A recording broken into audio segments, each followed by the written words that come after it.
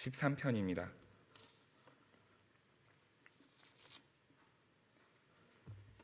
오늘 우리에게 주신 하나님의 말씀은 시편 13편 1절에서 6절 말씀까지입니다.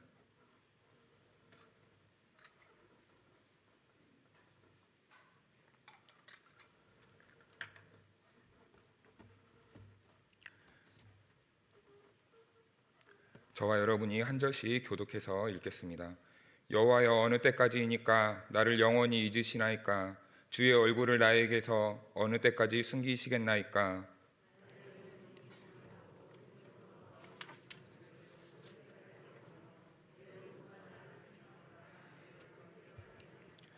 여호와여, 내 하나님이여, 나를 생각하사 응답하시고 나의 눈을 밝히소서. 두렵건대 내가 사망의 잠을 잘까 하오며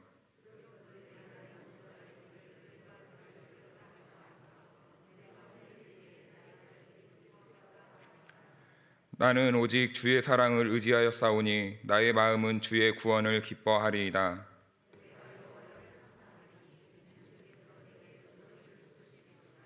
아멘. 할렐루야. 사랑하는 성도 여러분, 항상 성령 충만하십시오. 말씀 충만하십시오. 어떤 고난이 몰려와도 기도로 승리할 수 있는 기도의 사람들이 다 되시기를 바랍니다. 오늘 예배의 자리에 나오신 우리 모두에게 하나님의 은혜와 평강이 복이 차고 넘치기를 이 시간 간절히 축복합니다.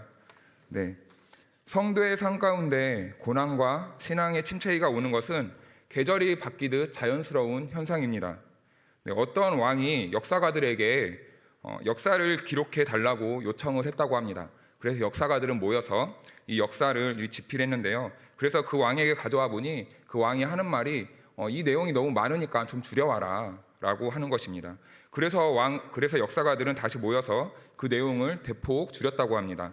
그래서 다시 왕에게 가져가자 왕은 그래도 많다, 좀 더 줄여와라 라고 했다는 겁니다. 그래서 이 역사가들이 이제 머리를 맞대다가 도저히 안 되니까 이 역사에 대해서 한 글자로 기록을 했다고 합니다. 혹시 그게 무엇인지 아십니까? 그 글자는 다름 아닌 괴로울 고자였다고 합니다. 괴로울 고. 우리는 누구나 평안한 삶을 살기를 원합니다. 하지만 인류 역사상 평안한 삶을 살았던 사람은 단 한 사람도 없었다고 합니다. 인류의 역사를 논하지 않아도 나 개인의 인생 그리고 가정, 우리 교회만 보더라도 항상 행복하고 평안만 넘치는 것은 아닙니다.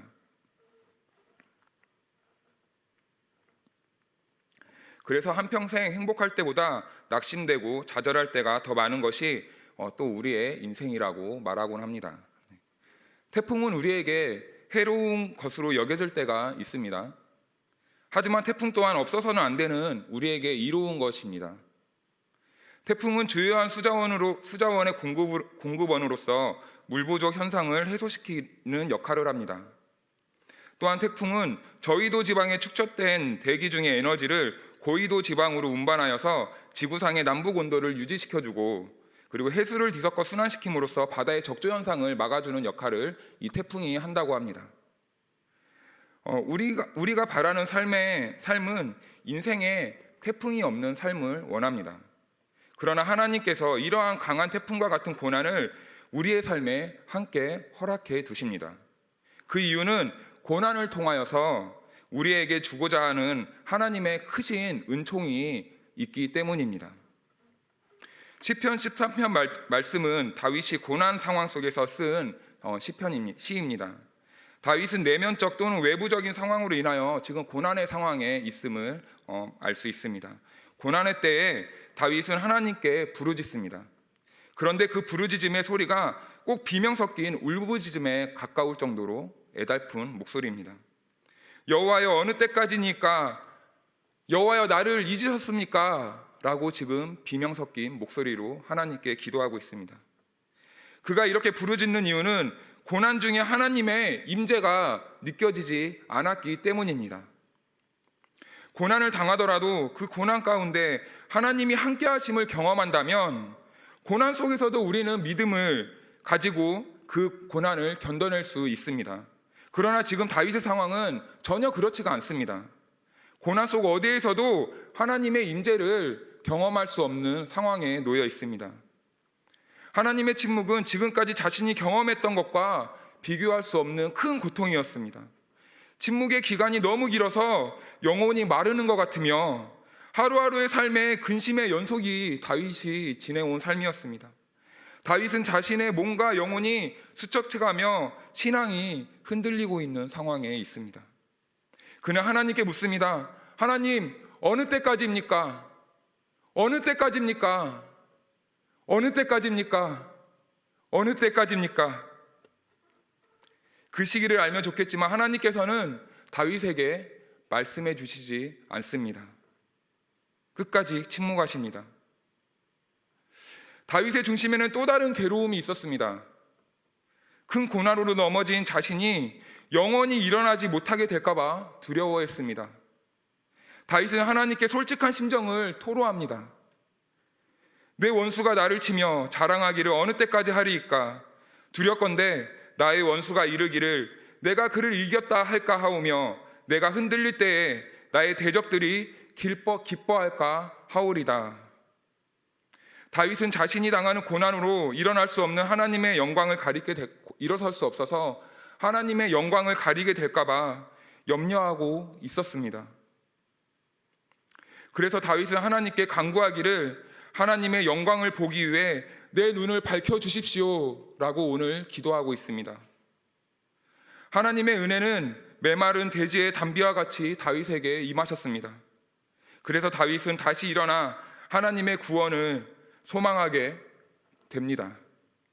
지금까지 여러 위기 속에서 함께 하시며 구원해 주신 하나님의 은혜를 기억하고 다시 하나님을 신뢰하며 마음의 중심에 하나님의 구원을 확신하게 됩니다.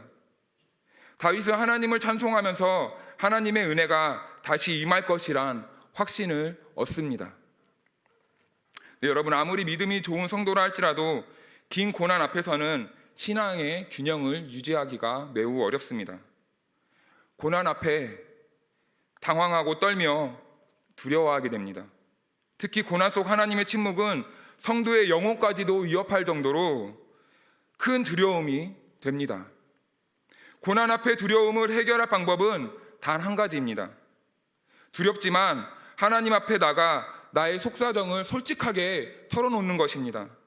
아무리 힘들어도 하나님께 기도로 솔직하게 털어놓는다면 하나님께서는 반드시 기도하는 성도에게 은혜를 더하여 주십니다.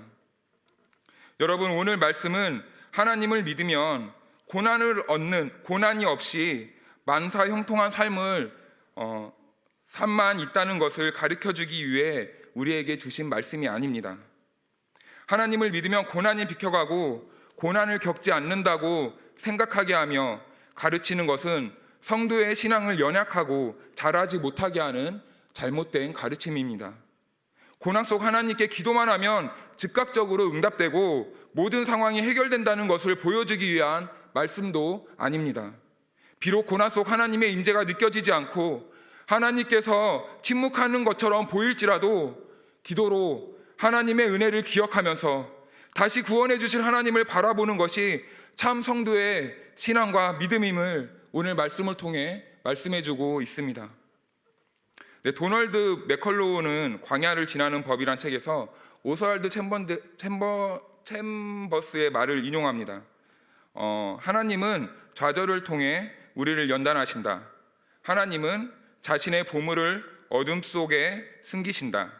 아무리 찬란한 별이라도 밤이 되기 전에는 보이지 않는다 라고 말했습니다. 여러분, 지금 내 인생에 어둠의 밤을 경험하고 계십니까? 하나님께서는 히브리서 12장 2절을 통하여서 저와 여러분들에게 말씀해 주십니다. 믿음의 주요 또 온전하게 하시는 이인 예수를 바라보자. 그는 그 앞에 있는 기쁨을 위하여 십자가를 참음으로 부끄러움을 개의치 아니하시더니 하나님 보좌 우편에 앉으셨느니라. 아멘. 그리스도 예수가 십자가의 고난을 지나 하나님 보좌 우편에 앉은 영광을 누렸듯이 우리 역시 고난의 어두운 터널을 지나 빛으로 나올 때 눈앞에 펼쳐지는 하나님 나라의 영광이 우리 앞에 펼쳐지며 구원의 찬 기쁨이 우리의 온몸과 영혼을 만족하게 할 것입니다. 하나님께서는 오늘 말씀을 통하여 믿는 성도님들에게 고난이 올 수 있다는 것을 말씀해 주십니다. 하나님께서는 고난을 통하여 성도님들을 낙심시키고 넘어뜨리며 신앙을 잃어버리도록 하시는 분은 결코 아닙니다. 하나님께서는 고난이라는 시련을 통하여 더욱 우리로 하여금 하나님을 바라보게 하시고 고난 속 은혜를 경험하기를 원하시고 계십니다. 그러므로 고난은 괴로운 것이 아니라 우리에게 허락하신 하나님의 축복이요, 고난은 슬픔이 아니라 슬픔 속 감춰진 기쁨의 씨앗이 바로 고난인 것입니다. 그렇다면 여러분, 성도들에게 고난이 유익인 것은 무엇 때문일까요? C.S. 루이스가 쓴 고통의 문제에는 이렇게 적혀 있습니다. 인간이 겪는 고통의 5분의 4는 사람으로 인하여 온 것이다 라고 그는 말합니다. 고문, 채찍, 감옥, 노예, 총, 폭탄 등은 하나님이 만드신 것이 아니라 죄의 노예가 된 인간이 만든 것입니다. 가난과 과로 역시 하나님의 심판 내지는 자연적인 현상이 아니라 인간의 탐욕과 어리석음 때문에 생기는 경우가 대다수입니다.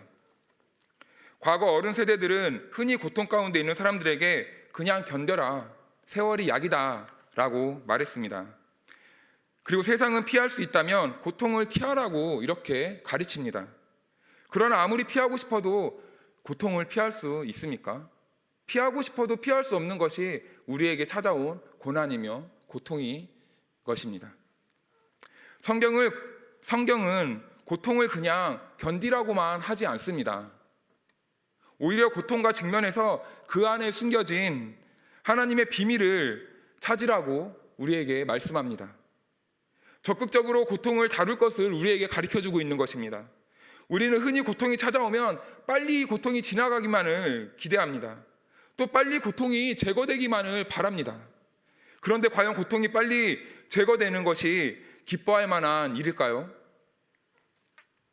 우리는 고난과 고통이 없으면 복된 인생이라고 말하지만 그 반대일 수도 있습니다.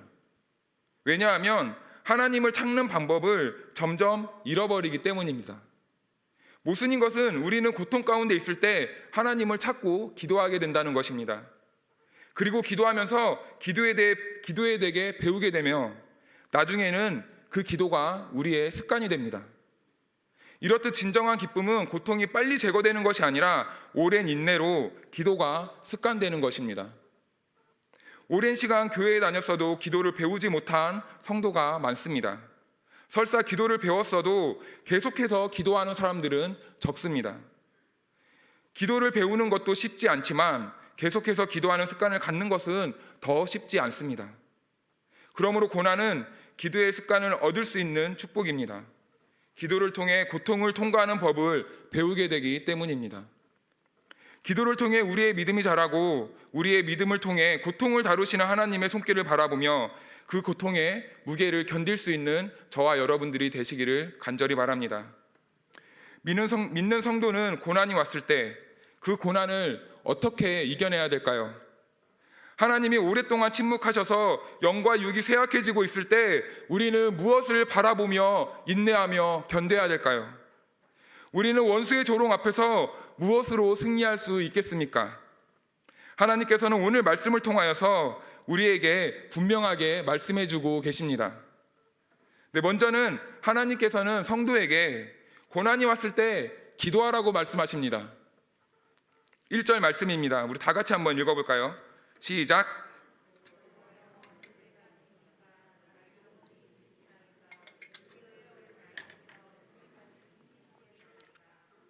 그 끝을 알 수 없는 고난 가운데 다윗은 여호와 하나님께 부르짖고 있습니다.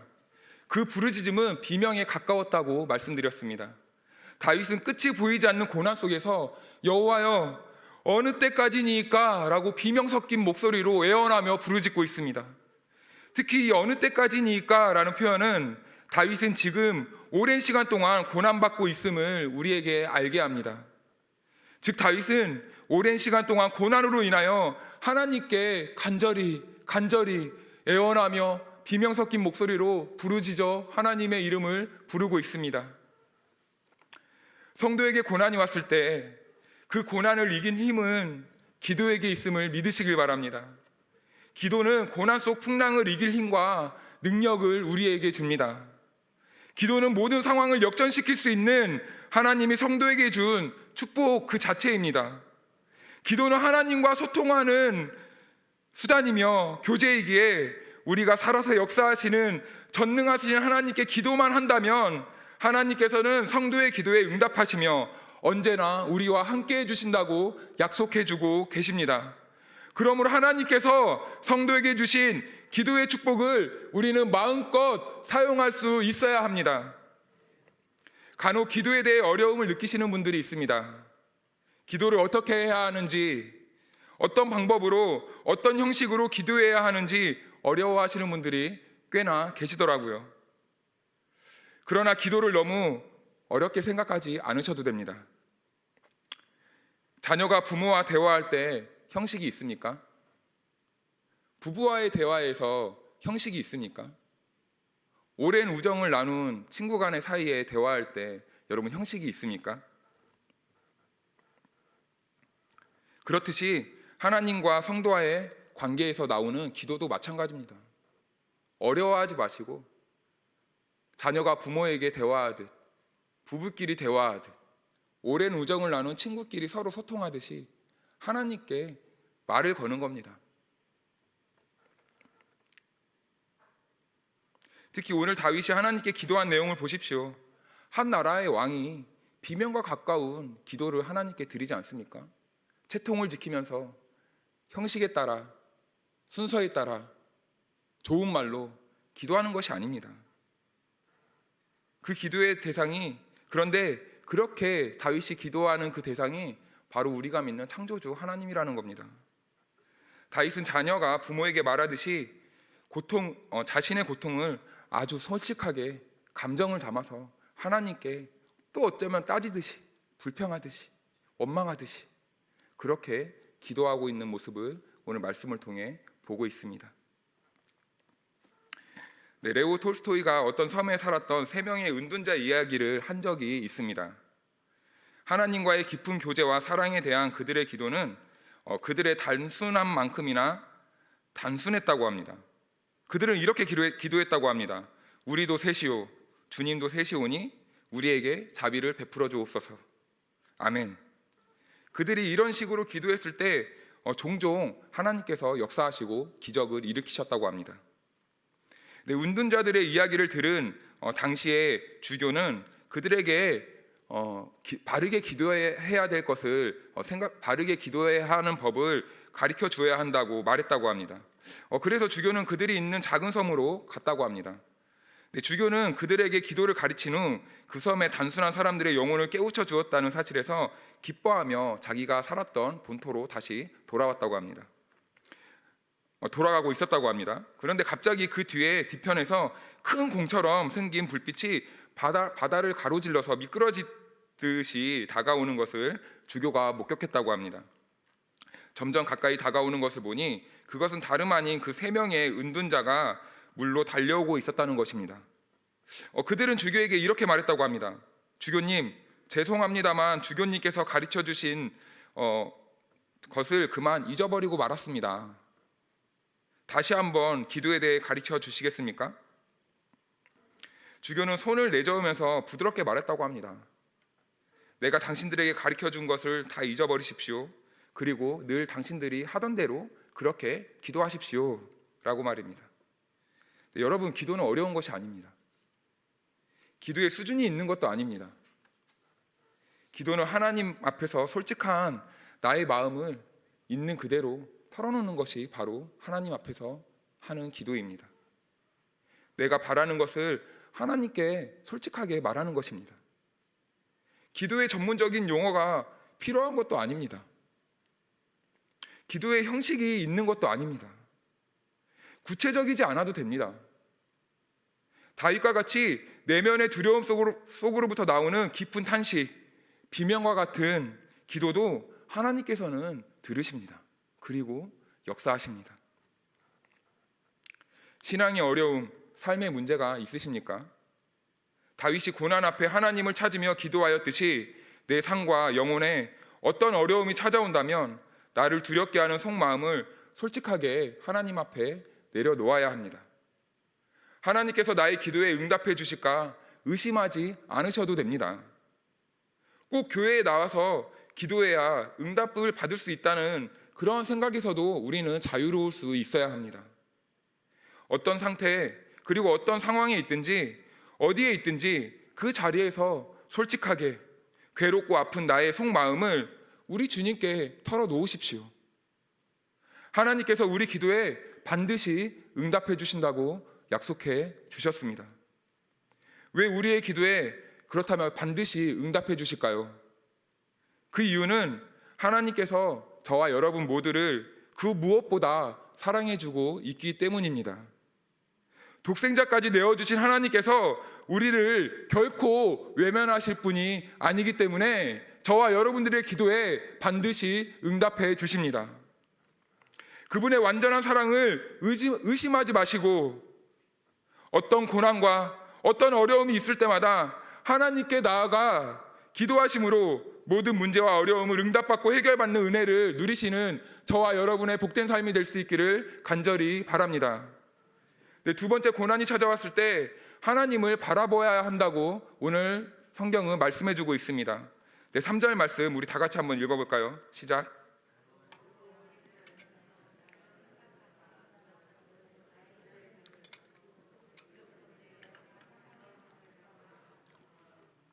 이 말씀은 다윗의 상황을 짐작할 수 있는 말씀입니다. 그는 죽음, 곧 육체적 또는 영적인 죽음을 당할까 봐 지금 두려워하고 있는 상황입니다. 그래서 그는 하나님께 간구합니다. 하나님, 나의 눈을 밝혀주시옵소서. 눈을 밝힌다는 의미는 육체적인 눈을 밝히는 것도 생각할 수 있습니다만 여기에서는 영적인 눈을 밝혀달라는 그의 간절한 애원이 담겨 있는 것입니다. 다윗이 이렇게 기도한 이유는 하나님의 부재를 느꼈기 때문입니다. 하나님이 나와 함께하지 않고 있다는 생각 때문에 다윗은 몹시나 괴로웠던 것입니다. 다윗은 어떤 어려움도 하나님이 함께 하시면 해결된다는 것을 믿었기 때문에 하나님의 부재가 그 어떤 고통보다 가장 큰 고통으로 다가왔습니다. 그래서 다윗은 하나님께 눈을 밝혀달라는 기도를 드렸고, 다윗은 눈을 밝히셔서 하나님이 여전히 나와 함께하고 있다는 사실을 보게 해달라고 하나님께 그렇게 기도했던 것입니다. 여러분, 스데반은 예수 그리스도의 복음을 전하다 돌에 맞은 사람입니다. 스데반의 복음을 들은 유대인들은 갑자기 그의 복음을 듣고 분노하기 시작합니다. 그래서 돌을 들어서 스데반에게 마구잡이로 던지기 시작합니다. 돌이 하나 둘씩 스데반에게 날라오면서 스데반은 그 돌을 맞으면서 육체는 점점 쇠약해져만 갑니다. 그 순간 스데반의 마음은 어땠을까요? 그는 어떤 생각을 하면서 돌에 맞으며 죽어갔을까요? 왜 나에게 이런 일이 생길까? 복음을 전한 대가가 바로 이것인가? 하며 그는 돌에 맞으며 죽어가며 그렇게 하나님께 탄식 어린 기도를 드리지 않았을까 생각해 봅니다. 왜냐하면 스데반 이전에 베드로도 같은 복음을 전했었기 때문입니다. 베드로의 복음은 유대인들을 그리스도께로 인도하는 큰 영향력 있는 말씀이 되었었습니다. 하지만 지금 스데반은 똑같은 복음을 전했음에도 불구하고 지금 자신은 돌에 맞고 있습니다. 베드로와 비교했을 때 스데반은 이유 없는 고난으로 지금 죽음 앞에 놓이게 된 것입니다. 그때 스데반의 눈이 열립니다. 자신을 맞아주실 예수 그리스도를 스데반은 보게 되었습니다. 그는 자기의 죽음이 이유 없는 죽음이 아니라는 것을 깨닫고 그렇게 그리스도께로 평안한 마음으로 안길 수 있게 되었습니다. 스데반의 영혼의 눈이 열리자 그의 고난, 죽음까지도 극복할 수 있게 되었습니다. 여러분, 고난 중에 계십니까? 그렇다면 다윗과 같이 영혼의 눈이 열리기를 기도하시길 바랍니다. 그렇게 기도하실 때 스데반과 같이 그리스도의 영광을 우리는 바라보게 될 것입니다. 우리가 고난 속 그리스도의 임재를 경험하게 된다면 고난은 더 이상 고난이 되지 않습니다. 오히려 나에게 있는 모든 고난을 믿음으로 받으며 성령 충만하여져서 모든 고난을 돌파할 힘과 용기를 얻으며 그 고난을 믿음으로 이겨내게 될 것입니다. 그러므로 고난 속 낙심되는 상황 속에 계시다면 하나님을 영적인 눈을 밝혀 하나님의 영광을 볼 수 있도록 기도하시기를 바랍니다. 우리 눈이 휴대방과 같이 열릴 때 모든 고난이 아닌 축복임을 발견하게 되는 은혜를 누리게 될 것입니다. 우리의 고난에 이유가 있음을 깨닫게 되는 복을 누리게 될 것입니다. 세 번째로는 받은 은혜를 기억하며 믿음으로 고난을 이겨내라고 하나님께서는 말씀해 주십니다. 우리 5절, 6절 말씀을 한번 다 같이 읽어볼까요? 시작.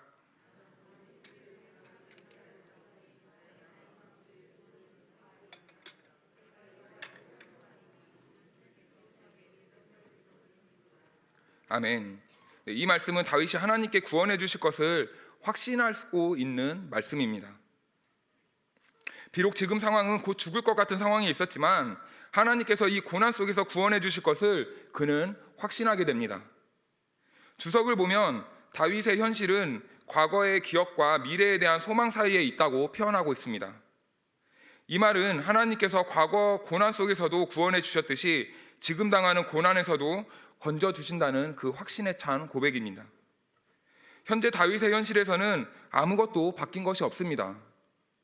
그러나 하나님께서는 다윗의 기억 속에 역사해 주셨습니다. 과거 하나님께서 베풀어 주신 구원의 역사를 다윗에게 떠오르도록 하셨습니다. 다윗은 그 은혜를 힘입어 현재는 고난 속에 있지만 이 고난 또한 하나님께서 구원해 주신다는 확신을 얻게 됩니다. 다윗은 고난 속에 있었지만 그 고난 속 구원이 다가오고 있음을 눈을 뜨고 보게 되었던 것입니다. 사랑하는 성도 여러분, 하나님께서는 신실하시며 그분의 끝없는 사랑의 열정으로 우리를 구원해 가시기를 원하시는 분입니다. 지금까지의 삶을 하나님께서 인도해 오셨듯이 앞으로의 삶 역시 어떤 고난과 역경이 있어도 하나님께서는 구원해 주신다고 오늘 말씀을 통해 우리에게 약속해 주시고 다시 한번 확인시켜 주십니다. 그러므로 어떠한 어려움과 힘든 상황 속에 있을지라도 하나님의 신실하심과 사랑을 잊지 않기를 바랍니다. 혹시 어둠 속에서 우리 주님이 보이지 않는 것처럼 느껴질지라도 어둠 후 새로운 빛의 삶이 있음을 믿음으로 기대하시며 기도의 끈을 놓지 않는 동부의 가족들이 되시기를 간절히 부탁드립니다. 우리 인생에 고난 없는 삶은 없습니다. 어느 누구에게나 고난의 순간은 있습니다. 이 고난을 피해가거나 하루속히 제거하고 싶은 것이 연약한 우리의 솔직한 마음일 것입니다. 하지만 하나님께서는 이 고난을 통하여 우리에게 귀한 선물을 주시는 분입니다. 스티븐 제이 로스는 시편 13편을 이렇게 표현합니다. 이 시편은 겨울에서 시작해서 여름으로 끝난다. 슬픔에 침울한 어조로 시작했다가 환희에 찬 찬양으로 끝난다.